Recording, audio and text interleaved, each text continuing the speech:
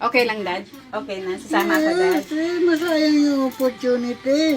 Hindi yan araw-araw andyan yung opportunity na yan. Once in a lifetime lang yan. Payag ka? Paano? Ikaw lang dito. Di kung mag-change ng mind si Rika, di mas okay. Sabi mo kay Rika, mas enjoy. Sabi mo, hindi naman ako gagamit ng wheelchair doon. Hindi, kasi Iwan ko mga lang ang mahal. wheelchair. Never ko talaga naiiwan si Daddy. Inimbitan ako ng former friend ko sa Immaculate Conception kasi doon ako nag-aral din.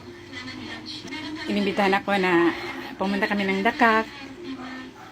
Pero ang naalala ko si Daddy. Pero, payag ka, Dad, no? Okay. Okay daw. One eternity later. Dad, nag-comment si Sheila. Sabi niya, mahirap ka daw iwanan. Isama na lang daw kita. Ano masasabi mo? Sila. Thank you, Sir.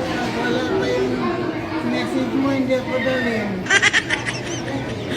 Bakit hindi ka dalhin? 3:28 a.m.